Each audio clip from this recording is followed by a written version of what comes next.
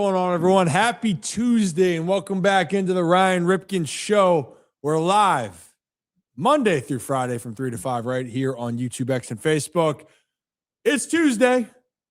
There's a couple things that bother me, that grind my gears. It's Grind My Gears Tuesday. We'll have our thing to talk about later, but we do still have a lot of great content for today. That's all good. We actually just sat down with Ian Eagle. We were going to have him live for the show, but he's a busy man. He's calling the Final Four, and he just called one of the most historic games in college basketball memory here. It's up there. We don't know where to rank it. Either does Ian when we asked him, but was it special? Absolutely. So we will play that interview for you guys in a little bit, and then we'll pivot over to a little bit of MLB contract talk, because there is a prospect out there, Zach, right, in Seattle that just signed without playing a day in the big leagues. But it also gets us thinking about this. The Orioles signed Shane Baz. They have a lot of other options, but one name that's been thrown out to us because of his comments to the media recently was, hey, Mr. Gunnar Henderson, you're saying you're all ears. And so maybe we'll play a little fun game of, well, what does that really mean and how much would it cost? Then later on, our friend Ariel Epstein is going to join us, talk a little bit about what's going on to start off the baseball season. And as a diehard Yankee fan, I'm sure she's going to have some opinions about the AL East, but she does have her ties back to Baltimore. And then the UFL is in full swing, or in full boot kick. I tried to use a thing to get – it was bad. That was tough. That was bad. That was tough. But Matt McCraine, kicker for the DC Defenders, interviewed him yesterday. You'll hear from him, and he was making history. First field goal of over 60 yards, the four-pointer. So we'll play that interview later on. We'll have a little poll talk. We'll wrap it up, and then your boy is doing some more down at Pickles tonight. So if you are down at Pickles for pregame, 5:30, come say hello to me. Would love to see you guys and appreciate you all. So hit that like and subscribe button. It is myself on this journey with you and Mr. Zach Bollinger. How's it going? Happy, what? Is it Tuesday? It's Tuesday, right? Yeah. We got the studio going up on a Tuesday. Yeah. Great conversation with Ian Eagle. Just one of the most fantastic people in sports to talk to. Just genuinely talk about a person that just loves sports. Like, and that's how you have to be to do what he does. I mean, he talked on, I'm not going to spoil anything, but kind of one of his first, first jobs covering the NBA and having to deal with a lot of losing and having a lot of filler. So really just a guy who makes the moments. He'll never take credit for it, but I'll give him the credit, who makes incredible moments even better. So just an incredible conversation. Every time we sit down and talk to him, I feel like I learned so much more. So very excited for everyone to see that. And we try to get you guys great guests. And so far yesterday, we had Adam Ottavino talking about baseball and talking about how it is to be a reliever. We will have more baseball guests back on, by the way. It is baseball season.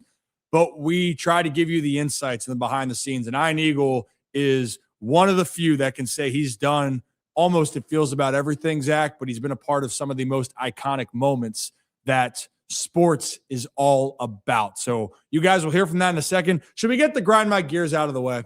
Yeah, what grinds your gears? Well, there's a few things. One of those things, well, bobblehead came. I guess this has been off. We've lost a few bobbleheads. One of the recent Grind My Gears, it has to do with driving today again. It's because, it's on my mind. Yeah, last week, I think it was grocery carts, put them back in their designated spots. The next one for me, when it comes to parking, if you are in a crowded parking lot, parking on the line should be prohibited. That was grinding my gears, Zach. I'm driving, I'm making some errands, and there's limited spots for you to park. And I get it. If you got a big vehicle and you're trying to go and maybe need a little extra room, I understand. But if you really can't control the spot, that's one thing. But if you are cognizant and really not making it easier for the other drivers, that's where it really pisses me off. Because I sit there and I drive a larger vehicle, Zach. You've seen the Ho. It's a big vehicle. And I am driving that puppy. But when I'm parking, I go, does the car next to me have enough room? because this is a big car. Let me move over, make sure he or she is set up to get out and feel comfortable. But when I was driving, trying to park, and I go, here's an open spot, and there's a quarter of a car in that other lane, that's not going to do. That's not how this works. So again, what grinds my gears today, limited parking space, park in your lane. And thank you for joining my Grind My Gears. I'm Ryan Ripken. This is the Ryan Ripken Show. Good to see you. Zach, what about you? I don't really have I feel like I'm just in a non-grind my gears. Like I'm trying to think. Actually, I mean, if we want to stick driving, the biggest thing that grinds my gears is, because it happened to me yesterday, is when you're driving, especially in the city, and you're at obviously an intersection, and somebody coming across decides, oh, I'm going to get the light. And they go, and then they're stuck now in the middle because there was a line. They decide, oh, I want to get past the light. And now I'm sitting there watching as my light is green, and I can't go anywhere because now we have two cars that thought they were getting through the light that are now stuck across both lanes of traffic, waiting for their light to turn green so they can go after my light is now turning red again. Don't get me started on that. That is one of the biggest grind my gears moments, when people just try to like go through the yellow without there being any room on the other side. And it's like, hey, there's nowhere to go. And now everyone is sitting here because everyone's blocked up. Yep. Call off the jam. The jam can be called off. We could avoid the jam. Yeah. I mean, yesterday I probably sat there for like 5 minutes at a singular light because one car thought that they could make the left-hand turn there. So they got there, and then they realized like, oh, well, all these cars are now coming this way. So I'm going to have to sit here and wait. Okay. Well, now every lane of traffic coming this way is blocked. We can't go anywhere. So now we're not saying it's your fault. No, but it's your fault. You know, I gave him a thumbs down. That's I drove by, I gave him a thumbs down. That's exactly what we're saying. You know what? Just it's okay. It's Tuesday. It's almost Wednesday. And we're going to be over the week. But we get to spend it with you all. We get to have great guests. We got the grind the gears out of the way. That was the negative component. Now let's all go positive, good vibes. And why don't we get to the Iron Eagle interview here? So, ladies and gentlemen, he's one of our favorite recurring guests. I could say that we have so many great guests that join us, but a guy that has been in some of the biggest sporting moments, and I think is one of the best storytellers that we've seen, and definitely one of the best on the call. Here's the Iron Eagle interview, and then we'll be back to continue to talk about the rest of the show. March Madness is drama, as you put it, but does Iron Eagle ever rest? You know, what is rest time for you? Rest time is June, July. I am human. I do get tired. I'm not a machine.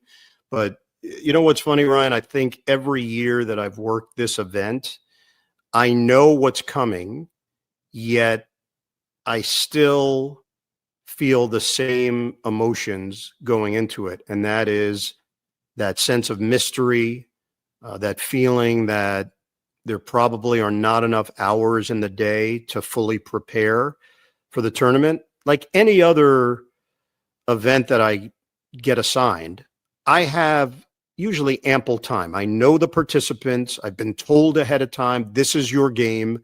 So I can now space out and work the way I need to work and compartmentalize to get ready for whatever the event might be, NFL game, NBA game, college basketball game. The way the tournament is set up, you don't know where you're going. So what are you going to do exactly?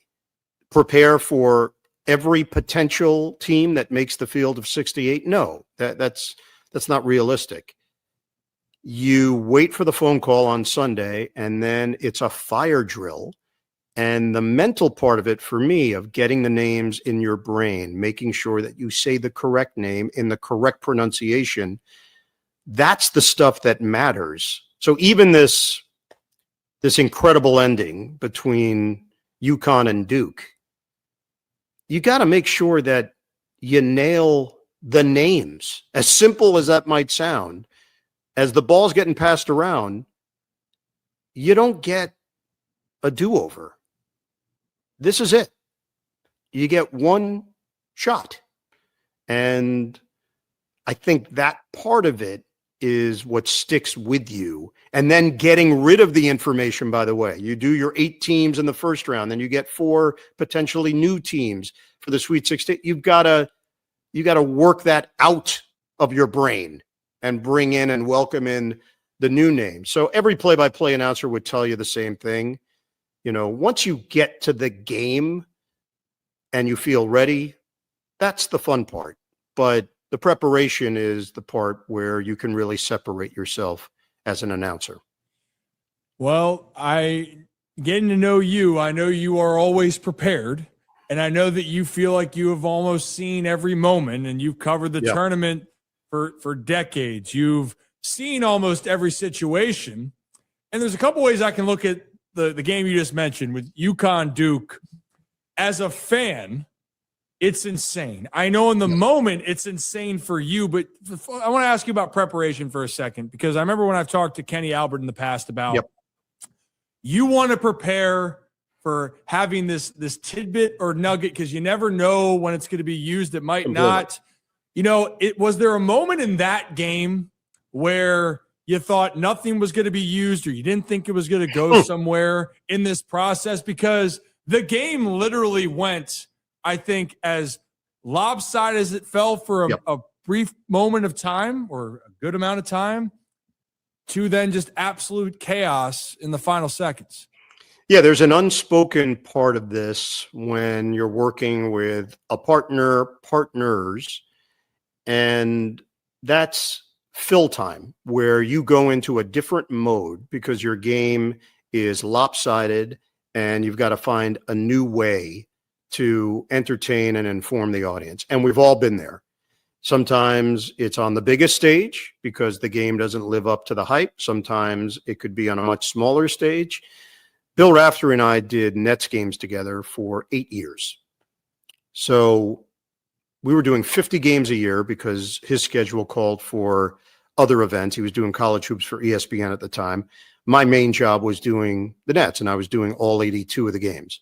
So he would do 50. Jim Spinarkle, who also does the NCAA tournament, would do 32 of them. Ryan, there were some bad Nets teams. These were not banner years within the organization's history. That meant a lot of fill time. So Bill and I, we have a master's degree on how to fill during a broadcast. Now you put Grant Hill in there and all of his experience, the class that he brings, the insight that he brings on every level, as a player, as an executive, as just an individual, his experiences and the people that he's met and the situations he's been in. He brings vast experience, life experience. Tracy Wolfson, great storyteller. You basically have a 5-minute period to start that second half. If that's not a game, if UConn does not start to show signs of rallying, there's something inside me that shifts to that other gear, which is, okay, what else we got? I've now put together all this information. What else do we have? Here's my UConn board. What else do we have? I've spent weeks preparing.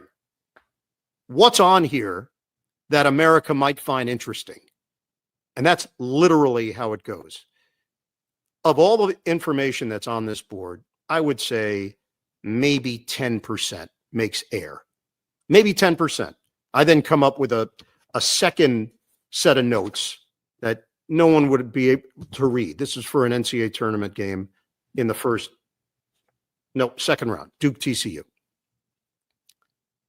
10% if the game's good. If the game goes sideways, guess what? The number goes up. It could go to 20%. It could go to 25%. I've had games where 50% of my stuff has made air. It rarely goes above that. But that's how the cookie crumbles. We play no role whatsoever in how competitive the game is. All we can do is chronicle what's happening in front of us. And the goal is to best describe what is taking place so that the viewer has a general feel of what it would be like to be sitting there? Well, I think we got a pretty good feel.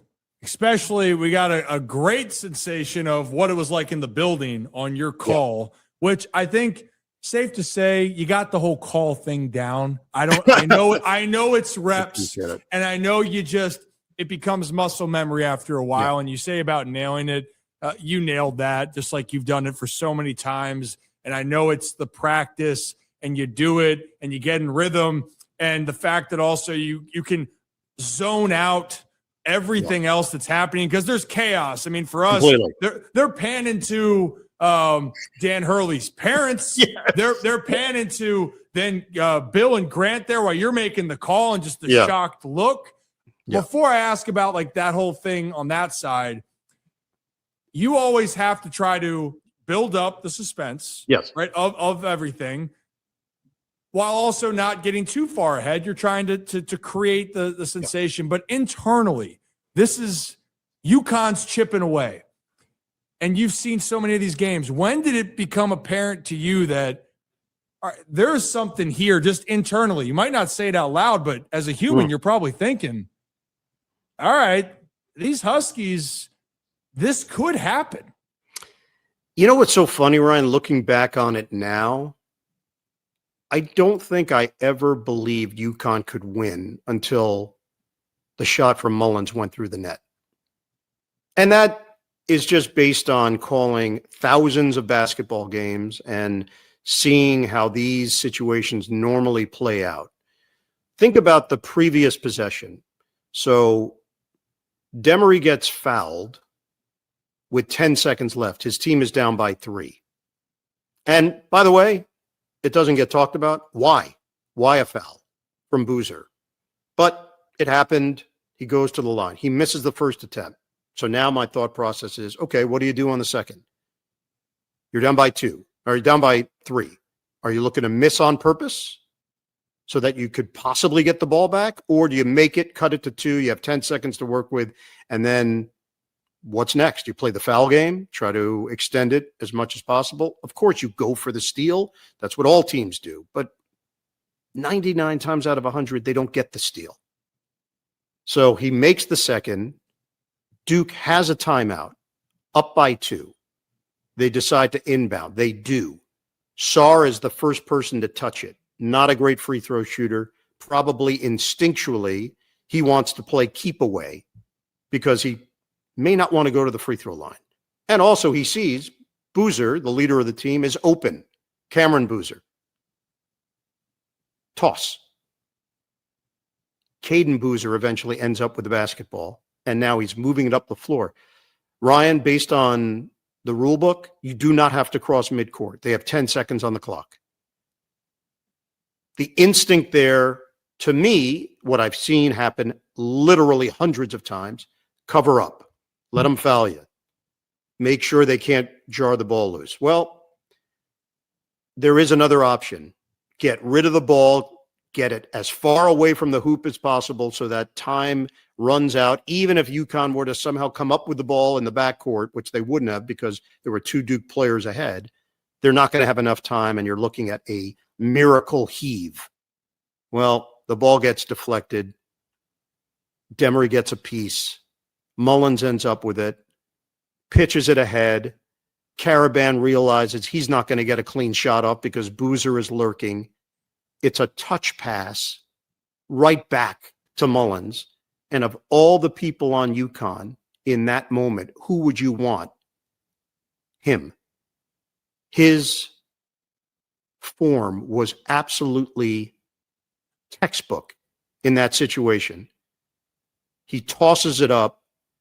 I don't know if I've ever seen a shot that went through the net more purely than that jump shot. That didn't hit any bit of the rim. And then, of course, the chaos hits. Is there time left? Is that for the win or not? My reaction in the moment, having done so many of these games, is that there's going to be time remaining. based on when he shot it. And I made a conscious effort not to say for the win or this is for the final four, because it wasn't. There were 3/10 when he made it. They went back, looked at the clock. They put an extra 1/10 of a second. As we know, now you're just looking for a miracle. Inbound pass is knocked away, and that's all she wrote. That's the anatomy of one of the great comebacks in basketball history and one of the most improbable sequences I've ever seen in my career. So I'm glad that we're not alone thinking that, no way UConn is going to pull this off. No way. I'm the romantic when it comes to sports. And actually, Zach says all the time about baseball. How can you not be romantic about baseball? But how can you not be romantic about sports? You dream of the fairy tale, story tale ending. But then when you sit down, you go, this isn't going to happen. Yes. It shouldn't happen. And then when it finally does, that's why I think everyone has that moment of, I can't believe what I saw. The other part, Ryan, that strikes me, you can do this job for a very long time, and you can get very much in a vacuum of what you do and how you do it, and then not allow yourself to think about the impact that it may have. Look, I'm just calling the game. There could be a completely different play-by-play announcer. They could do a super job, and then they would be associated with that moment. That's how it works. I don't have any visions of grandeur that it's anything more than that. It's being very fortunate to be in that chair when something special happens.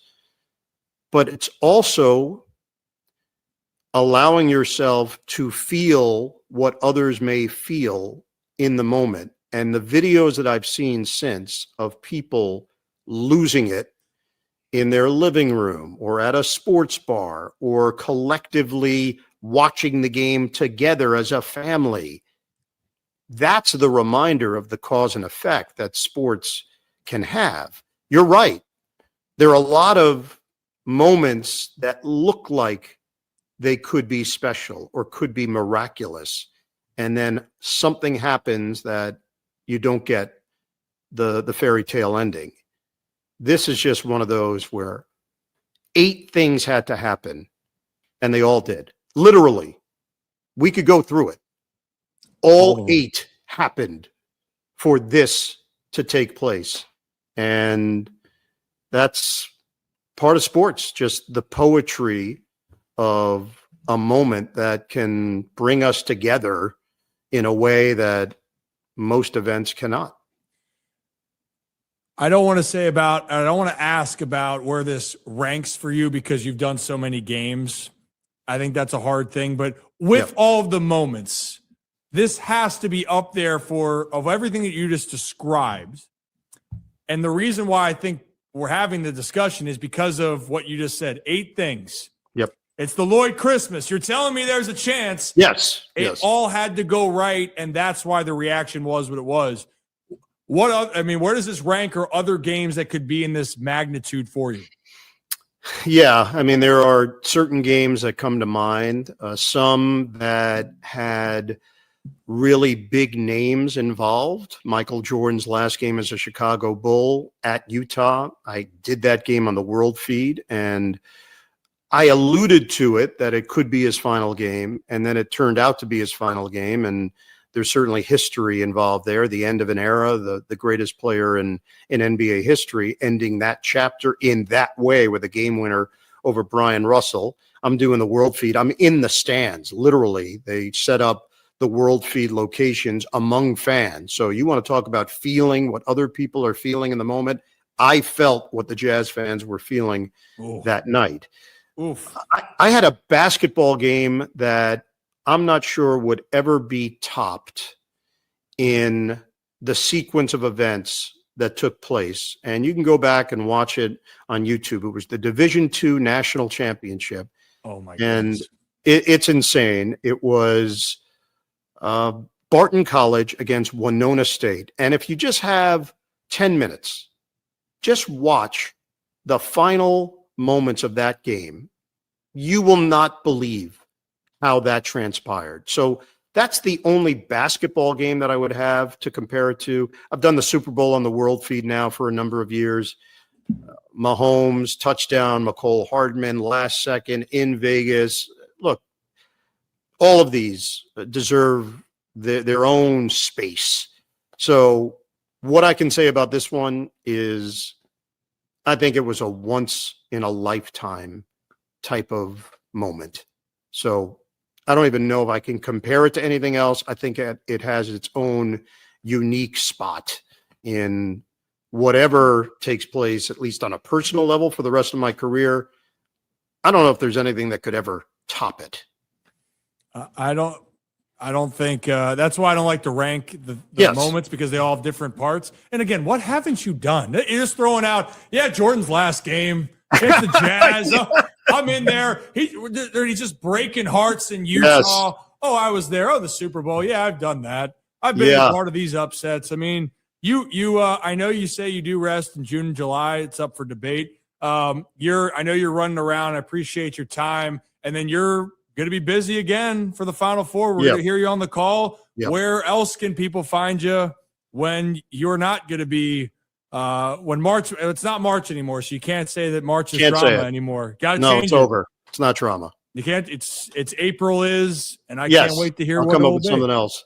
Okay. Where am I going to be? I'm going to be all in on the NBA. So NBA regular season finale, final week for the NBA on Prime. I've got a Nets broadcast to wrap things up, Nets Raptors, and then the play-in games are exclusively on Prime, and then playoff games shared within Prime, ESPN/ABC and NBC/Peacock. So yeah, I'll be busy. It's just such a great time of year. This is really often to me a celebration of college basketball. And I just think the games have been so intriguing. They've been so competitive. It sucks you in every year. Every year there's somebody that you didn't know about or you weren't familiar with that then emerges and captures people's imagination. And I think that's really what makes this particular event so special. Most of the games that I do, they're household names. We know their backgrounds. We know what they're all about. Occasionally someone slips through the cracks. But in college basketball, it's a guarantee that someone is going to be associated with the month of March for the rest of their life because of something they did in this tournament, whether they play at the highest level or not. They have their moment. And I didn't mention, I also worked Ty Cobb's last game. I should have mentioned that to you. Yeah, that's on me. That was special. You kill me, and you're talking about the experience. You help make that experience for everyone at home. I know you know that. I got to give you your flowers, but that's it. You're a busy man. I appreciate you as always. So there was Mr. Iron Eagle. And for a second, I told him, I shit you not. You got me for a second there. When he said Ty Cobb, and I'm like, oh, I said he hasn't. That's 100 years ago. But it took me longer than it should have. Yeah. Well, the fact that he was just listing off things left and right, like, oh, yeah, Jordan's last game, the Super Bowl, Mahomes to win it in Vegas. Yeah, sure. Oh, I've done these games. I've done those games. But he is one of the best, and he loves what he does. He loves to be a part of it, and we appreciate Iron Eagle's time, and you'll be hearing him for the Final Four. You'll be hearing him during the NBA playoffs. So if you are new to the channel, hit that like and subscribe button. Ryan Ripken Show. We are live Monday through Friday right here on YouTube, X, and Facebook. And Zach, this is the final day of March, by the way. March is gone. Yeah. Can't use his April references after this, or March references. It's April. Curious what he'll come up with. But it also means that April, it's officially baseball season in my book. I know March, it is baseball season, but April's like, it's official. Yeah. I still kind of hate that I love baseball, obviously, for a lot of reasons. One of the things that just doesn't sit right with me, I feel like opening day should be like April 1st. Like I get, and I feel like it wasn't. Am I crazy, or do we start earlier? Crazy. Like, do we just keep starting earlier? Because I feel like it was pretty rare for the games to start like maybe like March 28th, March 29th was like pushing it. Mhm. Now I feel like it's like March 24th. Obviously, March 25th this year we had games. It's little things. Like I completely agree with you. Once it hits April, now I'm in baseball season. Now it feels like baseball's real. March didn't matter. March just like, yeah, it's the beginning of the season. It's like a little warm up. And then it's like, okay, now baseball's real. We're back. We're back. We're back. My neck, my back. I don't know why it's stuck in my head, that song. It's there, though. Every time we talk about it. Every time we say we're back. Should we talk a little bit about some MLB contracts? Should we hop into that? Let's do it. Let's do it. So there is a big contract that was just given out, a contract extension, specifically with a player that has not played a single day in the major leagues.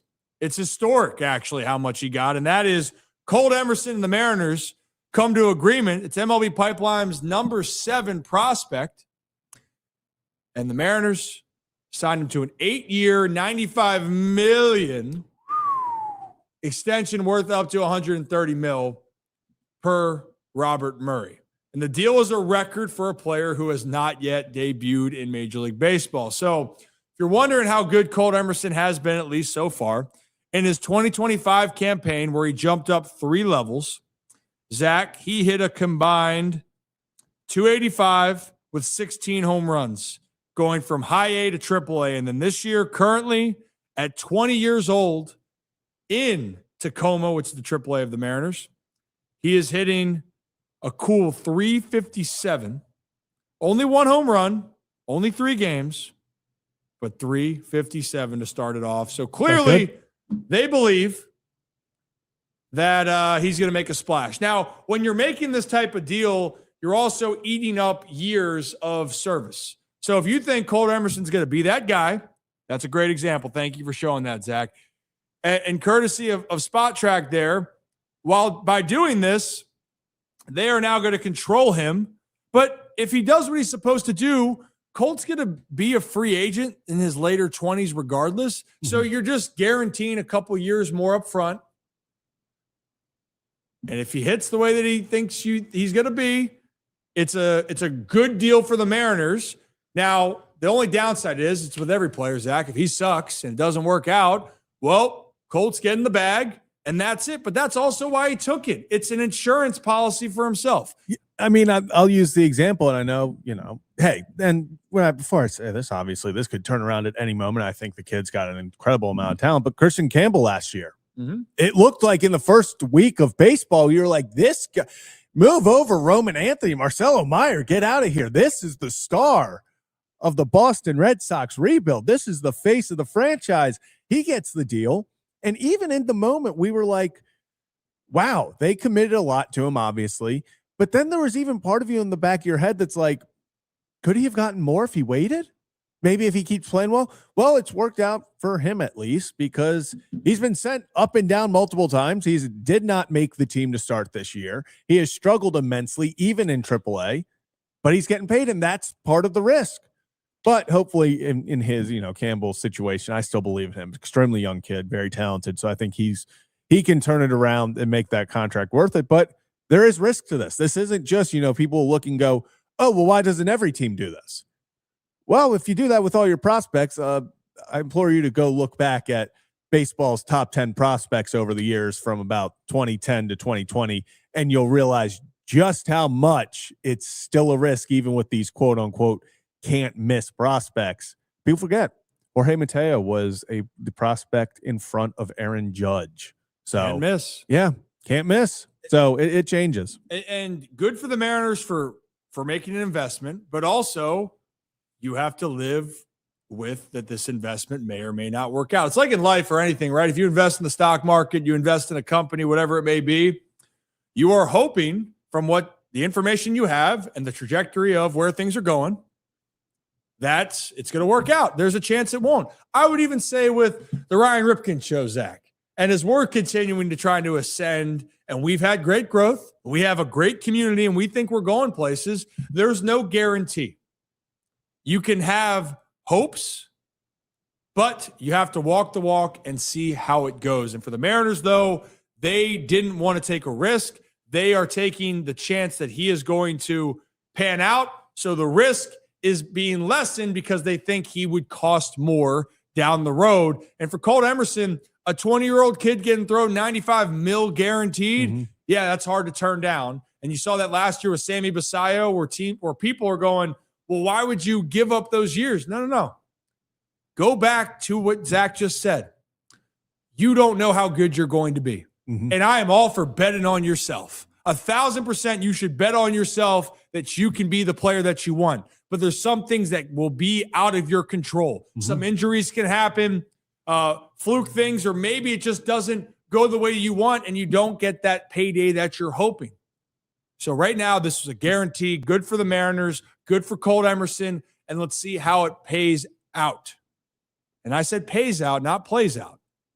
He's getting paid, but how much he will get paid in the future depends on how he plays and what he decides to do. Now, speaking of a guy betting on himself, Gunnar Henderson seems like he's betting on himself. Juan Soto did that earlier, and the reason why I bring up Juan Soto's name, well, Juan and Gunnar Henderson are represented by the same agent, Scott Boras. We've had Scott Boras on the show and had Scott explain the process of this.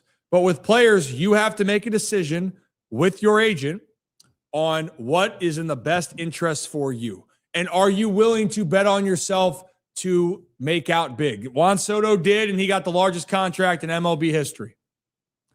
So people are wondering, is it possible to sign Gunnar early with a guy that is betting on himself and, of course, wants to win a World Series for the Orioles, but he's also trying to maximize his value? That's why he's with Scott Boras. Makes sense. But maybe it's because of the comments he made a few days ago, Zach, right after opening day, right around the time when Shane Baz got extended. Right before that, I believe, was the comments. And I think Gunnar was asked, there's the tweet by Andy Koska, Gunnar Henderson on his openness to an Orioles extension. Anytime they want to come my way, I'm open ears. But my first priority right now is to win ball games and do whatever I can to bring a championship to the Orioles. All that contract stuff is secondary right now. And I 100% believe in Gunnar with that. I believe he is 100% focused on winning this year. He knows it's going to work out for him one way or another. But, Zach, it brings up the question with these extensions, is it even possible? And if it were possible, what's the number for Gunnar? I saw 105.7. They talked about the other day, would a $350 million extension for 6 years get the job done for Gunnar? That's just below $60 million a year. I don't know if that gets that done. No. Because here's the thing. Can you pull up Gunnar's team control? Yeah. While Colt Emerson is just about to start his big league clock and team control, Gunnar's already on the clock, and that clock is ticking. And he even lost a year of arbitration. Why? He won Rookie of the Year, so that takes another year of service time. So Gunnar now has 2 more years of team control. Sorry, do you have that so I can? Is it popping up or is my No, it's right here. It's right there. One sec. Oh, good. There we go. Well, pal. 2 more years of control. So I don't think any 6-year deal gets Gunnar extended. I think they'd want a 10. And here's why. If the 6-year 350 was when Gunnar was in the first couple years, Zach, if this was 2 years ago, right after his rookie year, and that would have been bold at the time. That would have been super bold to do that. There was a better chance. 6 years, no. You're too far into this where it has to be a shorter deal or it has to be a mega deal now.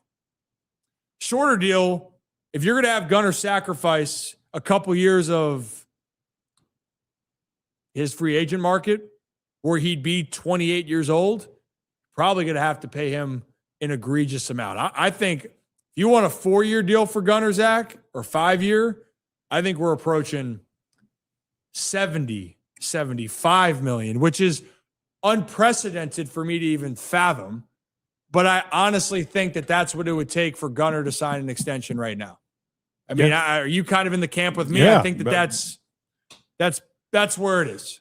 Yeah, I mean, I don't think Gunnar Henderson, why would he, as much as I would love for Gunnar to announce right now that he's spending the next 12 years in Baltimore, people know what he is. Like, this isn't a guy that is like, oh, if he really breaks out this year, he's broken out. He's finished top MVP votes. He had a 9-WAR season, which is unprecedented, especially at his age.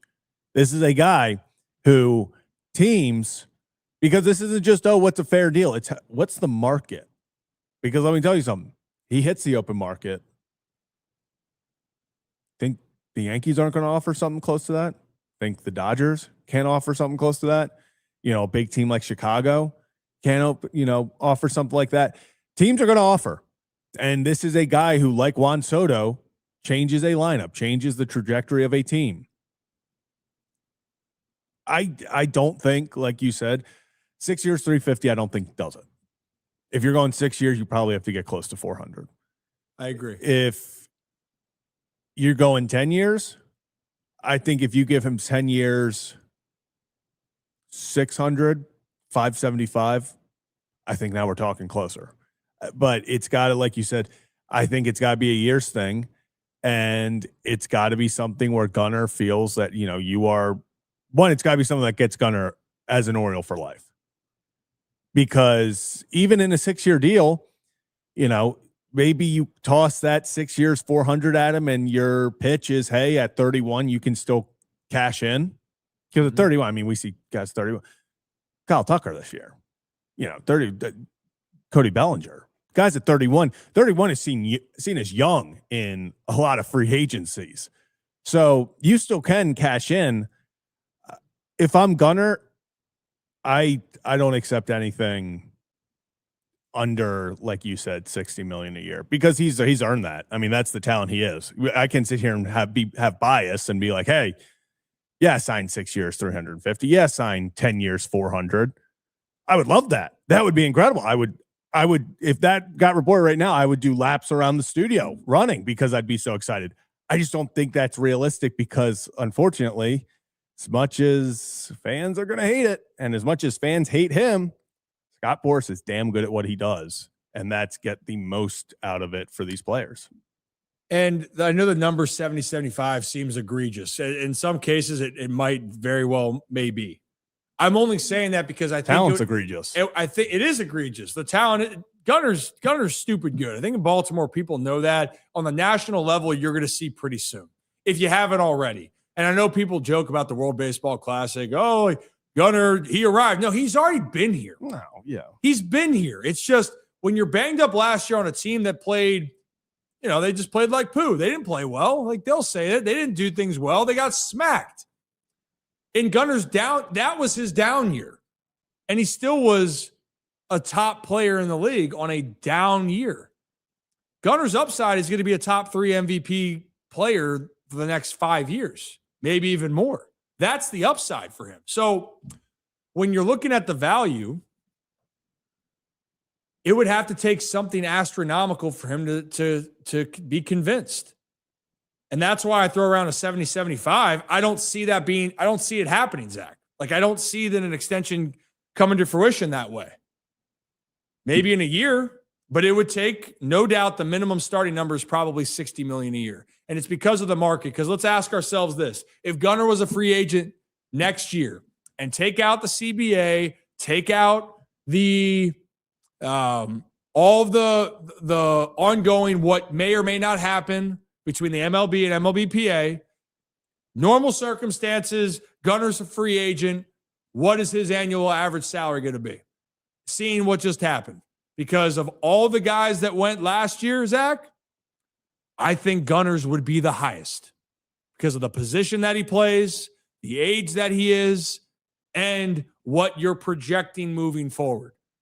So $60 million a year is a starting point if you want to keep him, but then you're going to have that $60 million over a long period of time. I think 60 for 10 years, $600 million, that'd be a starting point. That's a crazy thing for me to even say out loud. Yeah, But I think that that's what it would have to take for that long. And if you're going to have shorter, I think you're putting a 7 in front of that. The 7-0 number would be the number to start with.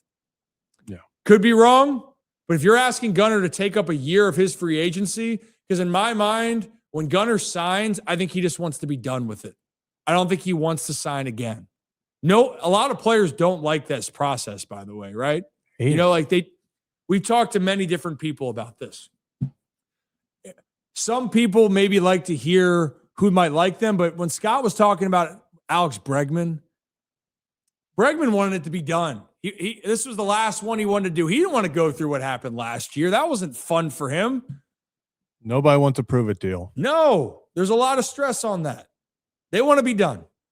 So in this case, my guess is when that time comes, it's hoping that Gunnar's next deal would be his last deal.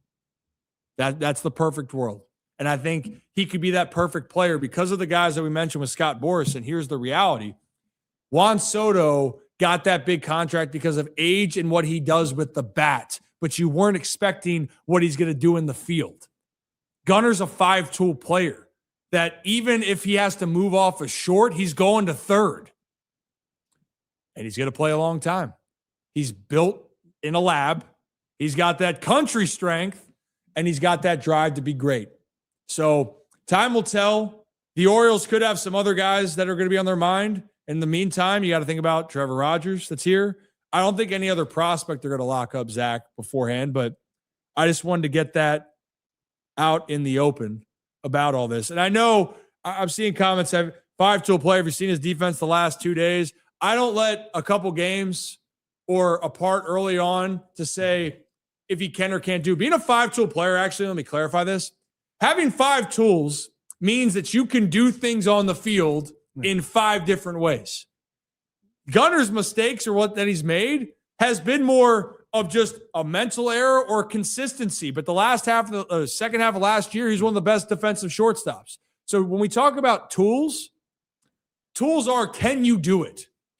And Gunnar's proven he can do it. The best defensive shortstop and the best overall shortstop right now is still Bobby Witt Jr. I love Gunnar, but it is Bobby Witt Jr. Are we in a disagreement on that right now? No. It's Bobby. Damn good player. But when we're talking about 5-tool guys, Gunnar is a 5-tool guy. You can argue that you don't like some of the consistency. That's one thing, but his ability, can't argue the ability. But that will be argued against him. And Zach, let's just say this. If Gunnar is an MVP candidate this year, or let alone wins it, well, this number is just going to get way more expensive here. So time will tell.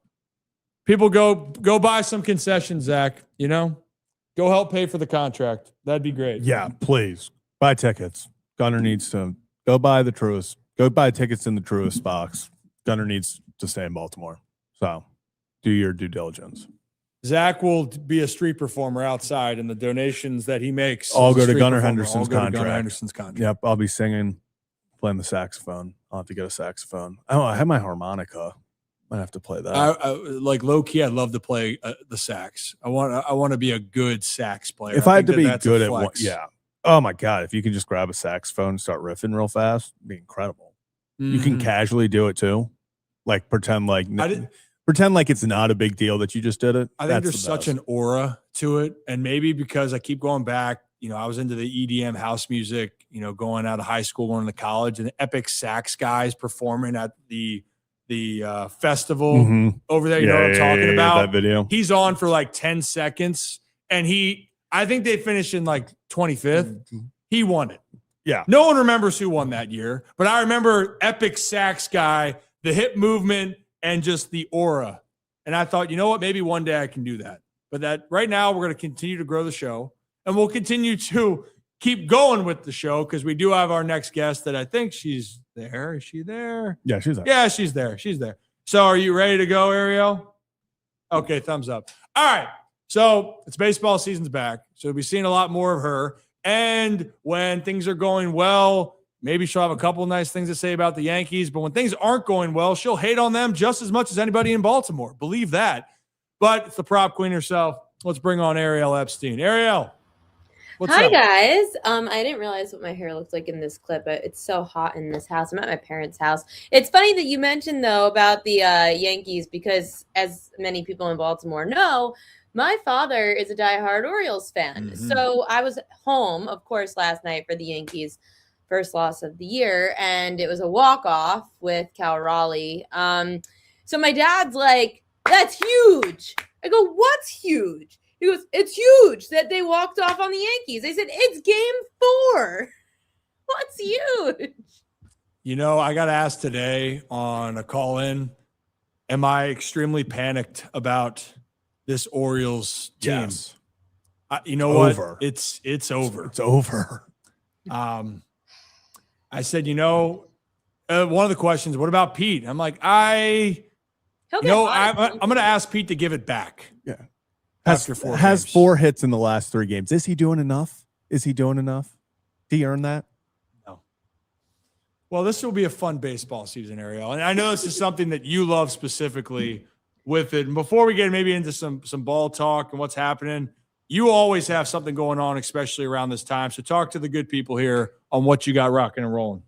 You know, people want to get into baseball, and if you are upset with your team 4 or 5 games in already, I'm actually started a Splash Sports contest. It's called MLB Hit Streak Survivor. It actually filled already for tonight's contest, but we started contest 2 already for next week. Super excited about it. If you guys have not been part of a Survivor contest, it's so much fun. NFL, March Madness. So this time you just have to pick essentially one player a night to get a hit, and you continue to survive. The catch is you can't pick that player again. So you can only pick them once. If you survive to the end, you win $20K. It's $20 to enter and $20,000 prize. And it gets you involved in any game for any team, any player, every single night. And you can have up to 33 entries in each of it. So all you have to do is go to splashsports.com, download the Splash Sports app, use promo code PropQueen, and you can put in for $20 to get into this $20,000 contest. A hitting survivor is pretty electric. I'm trying to even think, Bali, do you have one that you're confident in tonight? I mean, Ariel, are you allowed to give some of your thoughts later on here? Okay. Well, here's the funny thing. Yeah. Even though I can participate, because obviously it's fun to participate in your own contest, I can't win my own contest. So even if someone goes up against me in the finale or the championship, whatever you want to call it, I can't win. So congratulations. But you get bragging rights over me if you do participate and beat me out in these contests, which I have lost before. It is very difficult to do, but I can tell you who I would go for tonight. You can or you can't? I can. I mean, I can't win, so who cares? I want you guys to win. My win is that I filled the contest. Look, okay, deal. Look at that. People helping people. You know, if you win, person. I think Zach said he would split his earnings. He didn't say that, but he would thank you for the pick. I won a contest before, though. It's not impossible. I just can't win my own. So I participated in the Splash Sports March Madness Survivor last year, and I ended up winning. I had to split the millions, unfortunately, with like 40 people.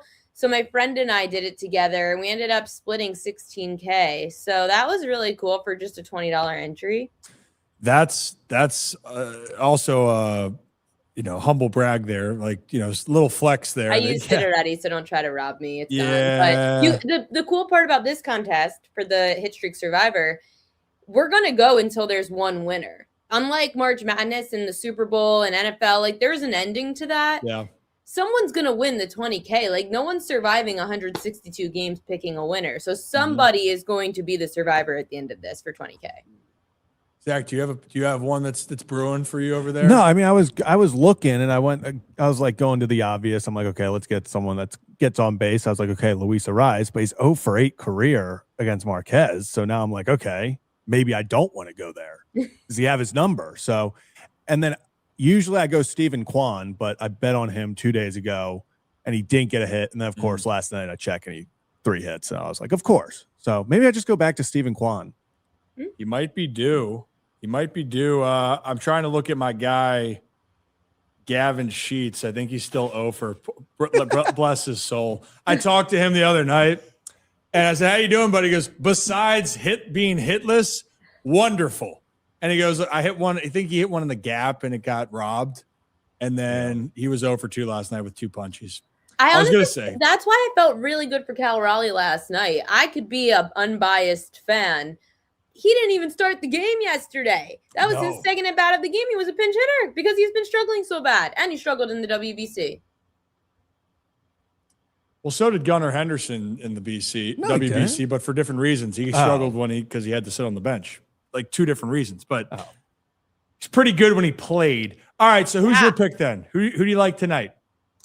I've got 2 batters that I do like tonight. One of them is Jackson Merrill. So Jackson Merrill is 9 for 13 against Logan Webb. Mm-hmm. His overall production against righties, 350 weighted on base average, lines up well with Webb, who's allowing lefty batters to hit 324 for their weighted on base average. So Jackson Merrill's a good play. Corey Seager's another one. He's actually hit pretty well at Camden Yards. Even just looking at his hits, runs, and RBI market at plus 110, he had 4 and 3 hits, runs, and RBI prior to this year. I know he had 0 yesterday. So some positive regression maybe for Corey Seager tonight. He's hitting 417 with 2 doubles against Zach Eflin, and Eflin allows a 432 weighted on base average against lefties. So that's another good matchup. I like to look at matchups with hitters versus the starting pitcher because that's who you'll see the most of. How does that player do in each stadium that they're playing in? And, of course, if you have a bad bullpen, that's just an added bonus. So we got Jackson Merrill, Corey Seager. Yeah, I guess lefties. You could hedge your happiness as an Orioles fan if you want. So you just – I mean – have you never hedged your happiness? No, I'm just – you're with one – what? You know? I bet the Dodgers to beat the Yankees in the World Series. It was totally hedging my happiness. Wow. It was a fantastic idea. Wow. I see. The thing is, when it comes to like football and the Ravens, we can all agree on this. I can't. I can't with any of it. I don't want anything to do with during the games of teams that we know involved with because it's too much. It's too much. I will say, if the Ravens made the Super Bowl, I feel like I would put a big bet on the other team because I would pay that much for the Ravens to win the Super Bowl. See, it's the way I'd see it. I just think if it's meant to be, it's meant to be. Honestly, if the Ravens made the Super Bowl and you had to buy a ticket, you wouldn't have enough money to spend on gambling. True. Very true. So we got some thoughts here. We got a few unless of them. You win the Hit Survivor contest for $20K. And then unless you do that, and it's $20, you said? $20 to get in, and then you're paying for some of your Ravens Super Bowl ticket. I don't know what year that's going to be in. Maybe it won't by the time they get there, but for now, you could afford the ticket if they make it. Lamar says he's confident, right? He said that today. He's excited. Yep. Yay! Yep, Lamar's excited. They're back. The Ravens are back. The Orioles are back. The Yankees are back in the loss column. And Scott, appreciate you, by the way. Yeah. I'm going to stand up for Scott. Scott, thank you. The Yankees will lose more than half their games against the Orioles. Maybe. Gleyber Torres isn't a Yankee anymore, so good for you guys. Oh. Yeah. Well, Aaron Judge still is. That's fair. And he loves playing the Orioles. Actually, the Orioles, Ariel, it'll be interesting to see. The AL East is pretty loaded. The Orioles last year, as we know, not very good overall, but the 2 prior years, they're 32-20 against the AL East both years. So from what you've seen, you follow the Yanks all the time. Sorry again for your loss. Not that sorry, but, as a friend, I'm sorry that you went through that. The AL East is going to be a gauntlet. The Blue Jays are off to a good start. The Red Sox have great pitching. The Yankees might have some more hitting depth and it's getting credit for. What's something at least that you've seen from the Yankees that people should know about here down in Baltimore? Something good or bad? Both. I still don't trust the bullpen at all. Okay. I think that bullpen, especially middle, of course, David Bednar, their closer, is great, but everyone in between there, I think, is a complete crapshoot. The only thing I'd say is you might get a little extra depth in there once their rotation actually starts to fill in, like getting Garrett Cole back, getting Carlos Rodon back. Right now, I think that there's a good advantage to take in the Yankees because they're dealing with a 4-man rotation and they don't have their 2 deep guys. So even though we're only 1 week into the season almost, you're going to see that bullpen get tired throughout the next few weeks until at least the Yankees get back their ace, Garrett Cole, who won't even go that deep into games the first few games, I'm sure. The bats, wait and see. I hate their lineup. I really do. Giancarlo Stanton and Aaron Judge, when they're hitting together, that's great. I think they've won like almost every game that they've both homered in. But then Giancarlo Stanton's going to get hurt at some point, so he's going to be out of the lineup. When you have to rely on your 3, 4, 5 guys to score every single time, that's a problem. You need contact hitters, and it just annoys me that the Yankees don't really have many reliable contact hitters in the 1 or 2 hole or in the 7, 8, 9 spots. Yeah, outside of Judge, then going into this year, and Belly was who was going to be the other guys. I like Ben Rice a lot. Love Ben Rice. I love his makeup. I love his swing. Stan, he's gotten a little bit older, but when he's on the field, he hits rockets. When he's not trying to open a bag of chips, when he's not going really well. That's a great point. But one thing that you guys do have, I know the same with the bullpen, but arms in general, and one of the guys that I love that the Yankees got, because I thought it was just a damn good move. I really like Ryan Weathers. I know he got into the 5th yesterday. His big thing is staying healthy, trying to go deeper into games when he can, and maybe depending on how the rotation pans out, stay in the rotation, go to the pen. But he's got electric stuff. He had 7 punchies last night in the game in the 2-1 loss. But yeah, I think you can help us know our foe here in Baltimore. I think it's going to be a great matchup. The Orioles. I would be rooting for you guys. So I know you don't. I know. I don't mind. Listen, I always say may the best team win. If it can't be my team, then they don't deserve it. I am the first one that was like, this team sucks when when they faced the Dodgers. I said I had no idea how this team made the World Series. They're so lucky. The entire AL was bad. And but it comes with the territory because I'm going to do the same with the Ravens. Every year I tell you guys, they're not going to win the Super Bowl. They're going to lose in the playoffs. Somehow they're going to get your expectations up right in time for the wild card. Maybe they'll win that divisional round. They'll break your heart in a way you never knew was possible. The Yankees don't break my heart. They just get lucky. And that's why I know people hate them. So I'm glad that you have a lot of, you want the best for Baltimore and with the Orioles. Zach, I think you can say the same then reciprocated about the Yankees, right? That's you in a nutshell. I don't think my mic.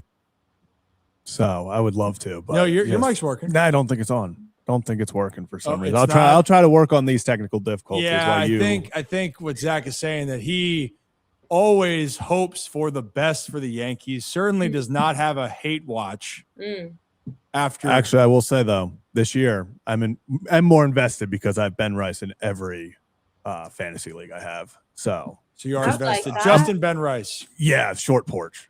Need that. No, it's kind of my dad's fault, though, that I'm a Yankees fan because he laughed at my grandpa, my mom's dad. He laughed at him when the Yankees lost the World Series in 2001, in 2003. And I thought my dad was so mean for laughing at my grandpa for being upset that his team lost. Nonetheless, the year of 9/11, like how cool would it have been for the Yankees to have won the World Series after 9/11 happened? And there's my dad laughing that the Yankees lost to the Diamondbacks. I'm like, that's so mean. So I started to feel bad. And that's why he turned me against the Orioles and onto Yankees.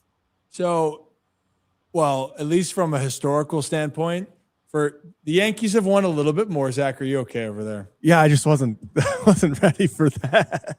Yeah, that was a little bit deeper. Caught me off guard. It certainly did. A little bit. The Yankees, though, I don't think there's any love lost with a lot of people in Baltimore. I'd even say when the Orioles and the Yankees are both good. Yeah, I know the Red Sox and Yankees, and that's the historical one, but there's like there's a history with the Yankees and the Orioles that still a lot of fans hold dear here. No doubt about it. I was going to say it's more on the Baltimore side. The Yankees fans, no offense, I'm just being completely honest. The only fans I think in the stadium that care that much is my family when my whole family goes to Yankees-Orioles games in the Bronx and we're rooting against each other. And it's embarrassing. I used to work there and everyone sees my dad in an Orioles jersey. It's like kind of weird. He actually went when I interned there. I brought him into the broadcast booth to meet everybody. This was like 10 years ago. And he's walking in an Orioles jersey. And my boss is like, no, Nope, don't do that in here. Yeah, Zach, we're gonna get a GoPro for you or something like that, and we're gonna just send you into Camden Yards, see what happens. Well, no, that too, but I was just saying send you to New York. Just see how you handle I would love that. No, you have to sit in the bleacher creatures. That's where you'll get heckled. Perfect. Yes. Perfect. Yeah. You have to go sit in the bleacher creatures with a camera on and an Orioles jersey. That's I can interview that scrawny guy that starts the roll call. I know him. Really? Yeah, of course. He's an interesting. We're good friends, Mark. I see him do that roll call. I will say every time the Yankees lose, I see the roll call, and usually it's whatever player messed up is what they just keep playing over and over. So I enjoy his content from that side, I guess. Well, Mark doesn't wait, hold on. Mark starts the roll call in the bleacher creatures. Yeah. But he doesn't heckle players. No. I'm saying whenever the Yankees lose and like it's like a Volpe messes up or something, I see a bunch of accounts posting them chanting Volpe's name and stuff. Oh, because you're in the Hate Yankees algorithm. Yeah. I'm in the Hate Watch algorithm. Yeah, different fan. To clarify this, Zach does not like the Yankees. I think I got that. Yeah. Did I get that right? I've been told all my good players are going to the Yankees my whole life. And then I had a roommate in college who was a Yankees fan. So like even like when Gunnar does stuff, it's never a positive text. It's like, God, it's gonna look so good in pinstripes. And I'm like, I hate you. Like what? Don't you That's say funny. that? I'm gonna use that on my brother. There. Hey, see, people helping people here, Ariel. Well, before we wrap up here, then, is there any other news notes that we should know? We appreciate the insights, obviously, with the Yankees. Appreciate the contest, the hitting survivor, which I think is electric and very kind of. You kind guys should join for next week's. So you probably can't because now you're a Masson guy. Yeah, you know what? I'm just here so other people can have fun. Yes. I'm here so other people can have fun. But where can people find all of the contests, everything you do, the prop queen, et cetera, et cetera?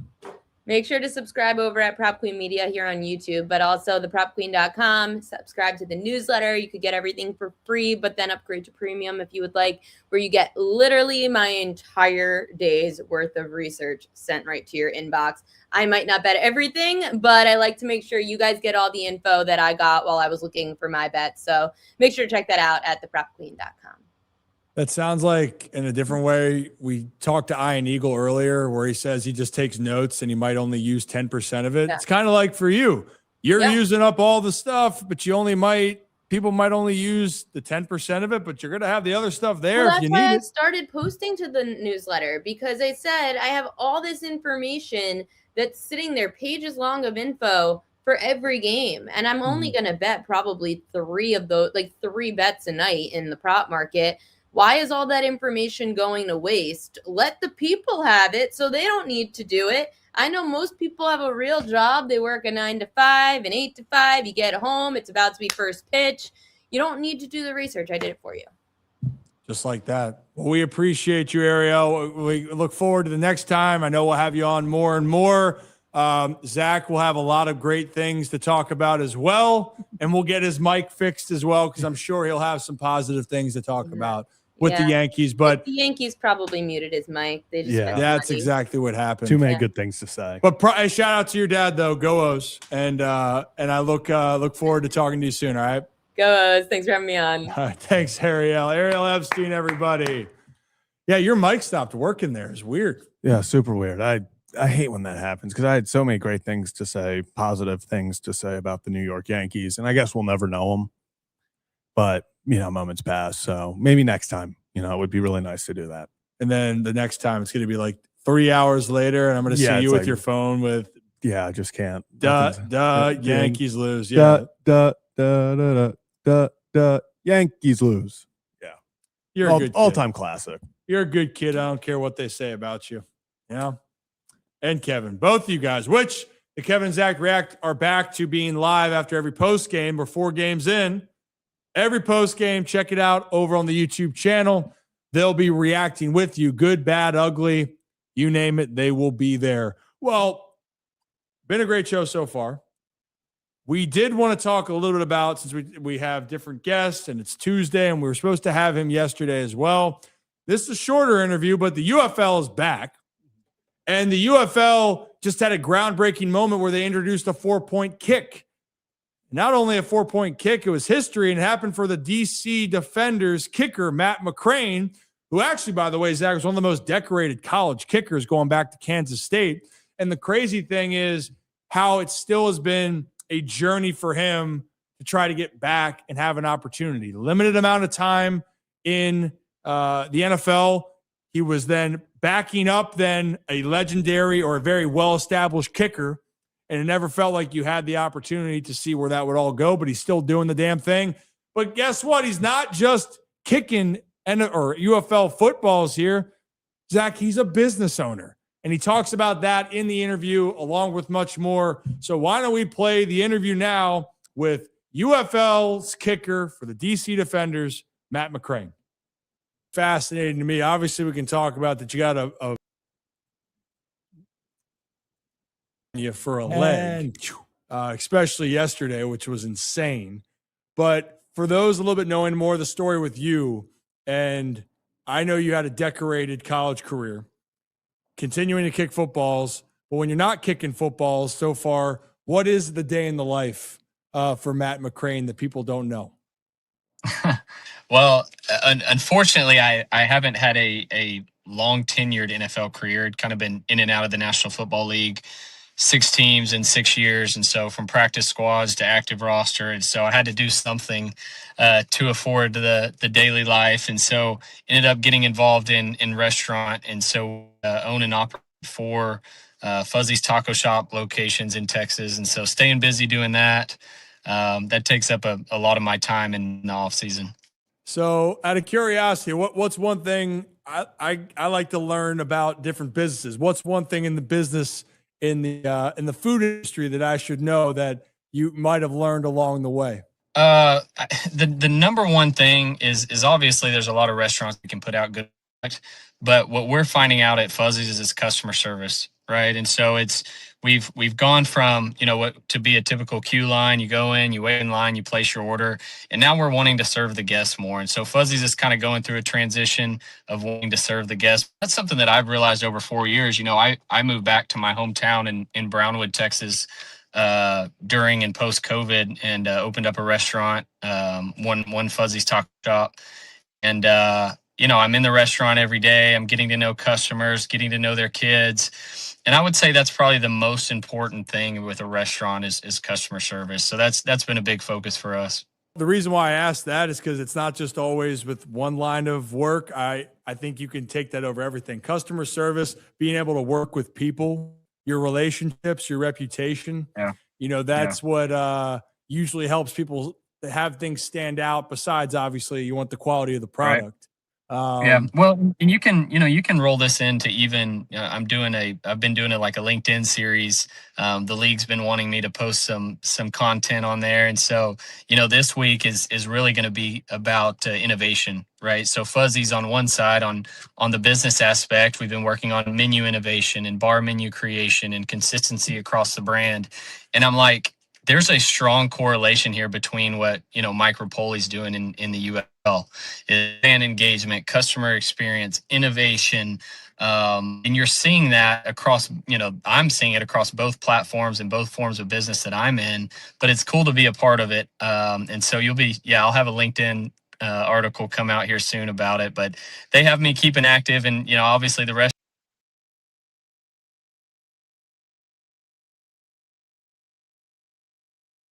Trying to stay active and engaged with customers and fans. So it's been a lot of fun.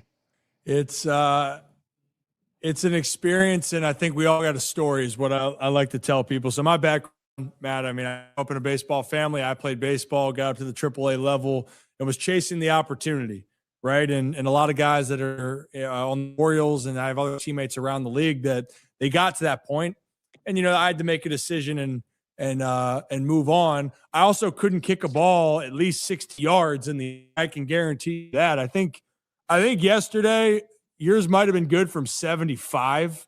Why don't I start with that? Because one thing that's really cool about the UFL is the opportunity, and you get to showcase the skills.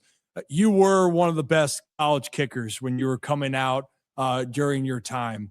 The leg strength's still there. I know you've been working to try to find a way to the NFL. But yesterday, or Saturday, I guess I should say, the first game of the season, walk me through a little bit, because I'm watching this, and I swear, dude, I think that would have been an NFL record. What did that feel like coming off the foot? Well, if you could tell by my reaction, it was like a Steph Curry walk off. As soon as I hit it, I knew it was in. The ball compressed right. We got a great snap and hold. Laces were perfectly forward, and so the ball compressed. And like I guess for you, like off hitting it in the sweet spot of the bat, right? I mean, it was gone. And so, working it all week, and I give credit to Coach Shannon Harris, because that dude has more confidence in me than any coach that I've ever had. I mean, opening drive, you have the risk of giving the opposing team good field position. And it wasn't even a question. It was just like, yeah, let's hit it. And so, yeah, we've been working it all week. We've been hitting from deep. We were prepared for it. And the opportunity came a lot earlier than I thought. So probably made our owner, Mike Rapoli, pretty happy to get that content early on in week one. Yeah, and that was the first. You made history then, right? That's the first 4-point try in football history. Right? You're intertwined with that now. Yeah, it's a cool memory. I brought the ball home. Some of the coaches' advice that I do that. But again, it's game innovation, and that's something that you talk like that I mentioned. I was reading something about even in the NBA. Everybody thought, back in, I think, early 60s, 1960s, the 3-point line was gimmicky. It was the ABA was doing it and the NBA wasn't. And then all of a sudden in, 70s and then into Larry Bird era is all of a sudden the NBA implemented the 3-point line, and now it's a part of the game. And so is that something that happens with the 4-point rule? I think that's yet to be determined, but kickers are kicking the ball further and stronger than they ever have before. And so to see them reward kickers with that is pretty cool, but very risky on the offensive side. Well, then I got to know this then. I mean, how do I get a strong leg, Matt? What do I need to do here? Like, what's the workout to boot a ball as far as you can? Flexibility and speed training. So I do a lot of speed training here. At a gym I work out locally here. But it's coincides with strength development, but also with flexibility. If think of it as a rubber band and elasticity. And so probably, again, all terms you've heard in baseball, but that's something that I work on constantly. Is I'm always stretching, always trying to keep everything elastic. And you're right. I mean, when I came off, I knew it was gone. So yeah, it was good from quite a bit. Yeah, it was a hell of a celebration right there. I love the celly, and I love the confidence. Especially when you do it right. And it seems like for you got a lot of passion for the game. And I think a lot of people throughout the UFL share that same thing that you do. And maybe for one thing that maybe that you've learned, right? Because obviously this is an opportunity where you can showcase your skills. You're learning on the fly. You're a coach you just mentioned that's instilling the most confidence in you. What's something that maybe you've learned through this process, through the NFL, through the UFL, that is still a reminder to you that you believe you can kick at this high level? Yeah. Well, fortunately for me, or unfortunately, I guess I could say either way, is I've been behind some really awesome kickers in the National Football League. With Arizona, I was behind Phil Dawson. With Pittsburgh, I was behind Chris Boswell. When I was with Philadelphia, I was behind Jake Elliott. And so when I was in Detroit, I was behind Jake Bates. And so I've been behind a lot of successful kickers. Mike Nugent in Oakland when I was with the Raiders. And so I'm picking up on a lot of things throughout my career, but really never had a true opportunity to get some playing time. And so it's been quite a roller coaster of a career, but I just got to keep making kicks and try to get the next opportunity. Looks like you have it, and I just can't wait for you to get that opportunity, Matt, down the road. So, I appreciate all your time. So Matt was just off the practice field, and we had a little bit of technical difficulty, so we had to cut up some of the interview. But above all, Matt, business owner, Fuzzy's Tacos. Do they have Fuzzy? good merch? I kind of want to see what. I don't know, but I gotta find some. I'm kind of interested in the Fuzzy's merch, but that's his day-to-day job. He's still training. And if you go back and watch that clip, the dude absolutely boots the hell out of it in the opener, and it would have been good from 70 yards, in my opinion. It could have pushed for the record overall. And that's why you keep doing it. He believes he can. Hopefully you get the shot. But the UFL has a lot of talent on the field, and it's fun. And they go out there and work their ass off. Maybe one of these days they'll let me try to kick a field goal. And by the way, the first game for the DC Defenders, which will be not this weekend, upcoming in the future weeks. I think the first game, if I had it correct, Zach, was on Saturday, April 11th. So not this weekend, following weekend. And Wale is performing down there. Wale, Nelly, all these. There's a lot of great ones. And I'm seeing there's a lot of great Fuzzies.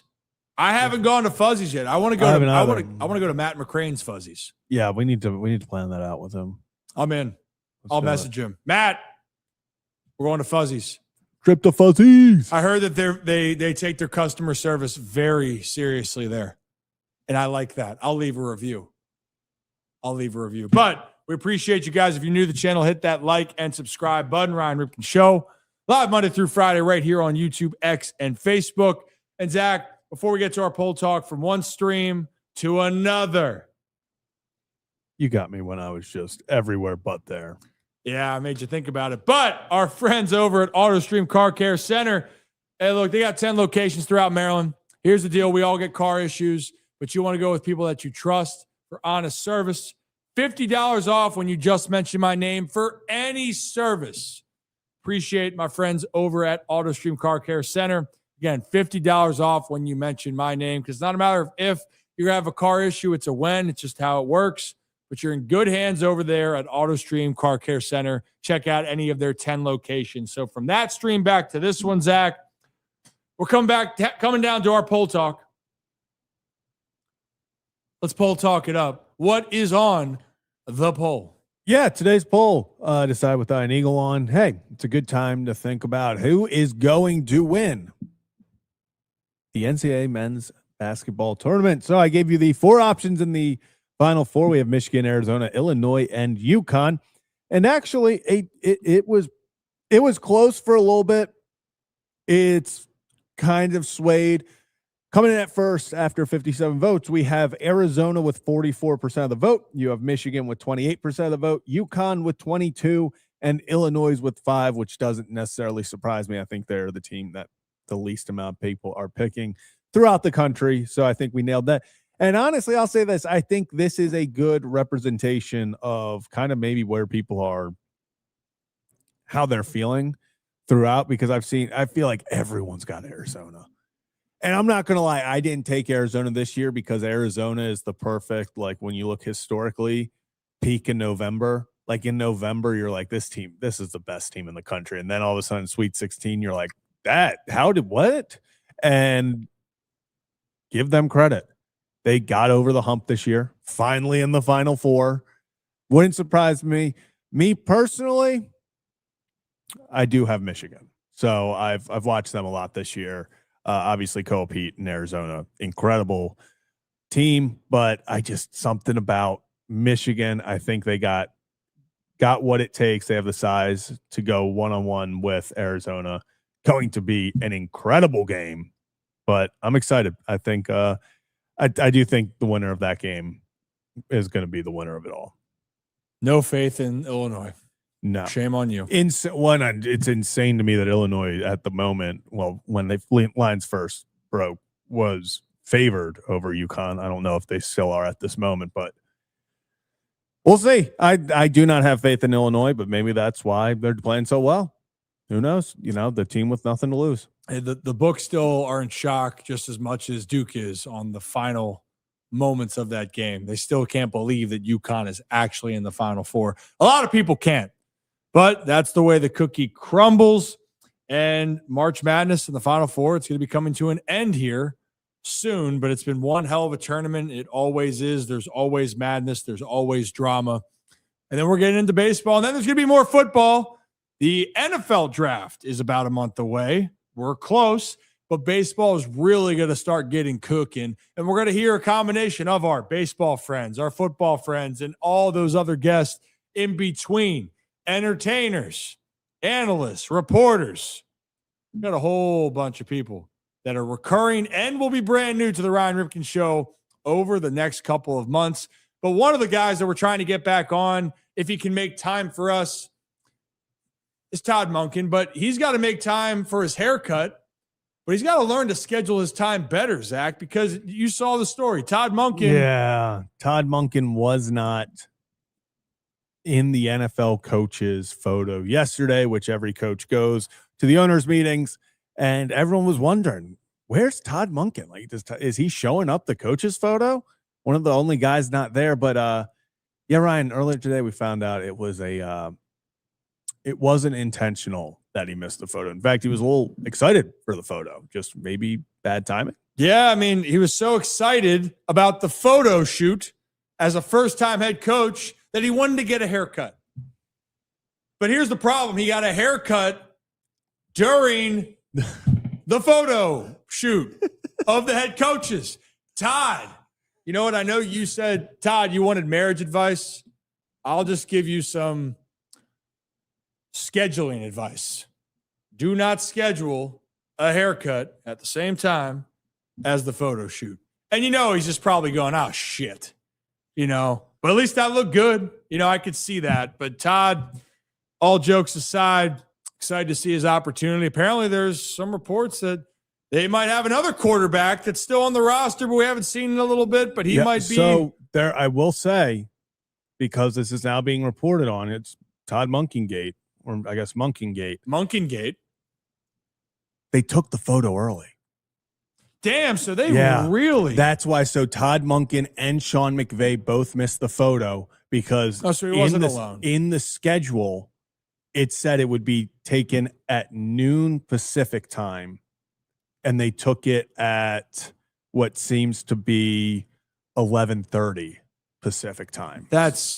What are we doing? We're leaving. There better be a remake of the picture now. Yeah, you make time now. And haircut gate. Yeah. This is what's happening. Unreal. How are we moving the time on Todd like that? No, never mind. This has changed my perspective. This is on the NFL. This isn't on Todd. Todd, I'm sorry. Todd, I take it back. You're a great scheduler. You're a great marriage counselor. And I'm excited to see you be a head coach in the National Football League. You've been a hell of an offensive coordinator over the years. Now it's your time to shine. You're a peacock. Got to let you fly. But they got to make time for Todd. He got his hair looking good. We'll share that photo with you guys on social media. He looks good. Looks good. He was robbed of that moment. Haircut gate here in 2026. Well, Zach, I'm disgusted. Yeah. Apparently it's now being reported Todd Monkin, in the agenda for the day, they were told that it was 12 o'clock noon was the picture. So he told reporters he thought he planned it perfectly to arrive fresh haircut at the photo time. I guess he gets there. Photo's already been taken. What are we doing? Haircut gate.